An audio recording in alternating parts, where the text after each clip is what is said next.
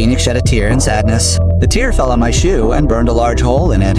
I wasn't angry. Instead, I felt a strange joy because capturing a mythical creature brings such joy to a king. At the same moment, the phoenix's glow slowly began to fade. It was as if its life was slipping away. I couldn't bear to see it, so I unchained it. The phoenix looked at me gratefully. It shone brightly again and soared high into the sky. Showing its kindness, it left me a burning red feather, a feather that would help me many times in the future. Later, when I returned to the palace, the king wanted to kill me because I hadn't brought back the creature. I took out my fiery red feather and showed proof, but the feather had already lost its glow. Everyone mocked me, thinking I was crazy.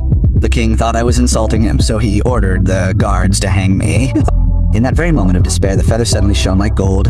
The sky was filled with light again. The fire phoenix had come to my rescue. Before everyone's astonished eyes, it stood proudly on the highest tower of the palace. Everyone was convinced that I had tamed this sacred creature. I was declared a hero. Even though the king was burning with jealousy, he was forced to dress me in royal robes. But soon the king assigned me an impossible task. He ordered me to find the Princess of Heaven and marry her. He was certain I would die on this dangerous journey. But the king was disappointed. I safely reached the gates of the Princess of Heaven. Just as I was about to enter, a massive wall of ice blocked my path. For a moment I felt helpless.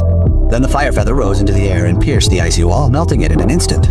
But I didn't notice that my small mattress had been swept away by the melting icy arrow. Soon I found the Princess of Heaven. But when she learned she was to marry an old king, she ran furiously toward a cliff and dragged me down with her. Finally, my little donkey appeared in an instant and saved us both.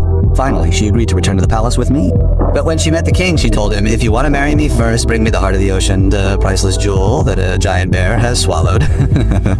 So the king called me again. It was clear he wanted to give me this impossible task. We reached the place he had mentioned, but the bear with the princess was nowhere to be seen, and even worse, a terrible tsunami was rushing toward us. My little donkey pulled me along, and we somehow escaped the massive wave. Then we realized that the island we saw before us was actually the whale. It had been trapped there and chained by humans. Seeing me, it shed tears of despair. I wanted to help it, but those huge chains were too strong. Then suddenly I sneezed and an idea struck me. I rode my little donkey straight into the holes of the bear's snare. The sight inside was incredible. I made the donkey scratch the inside of the bear's snare. The bear felt tickled and sneezed so hard that all the chains broke. Dozens of fishing nets came pouring out of its mouth. This was why the humans had imprisoned it.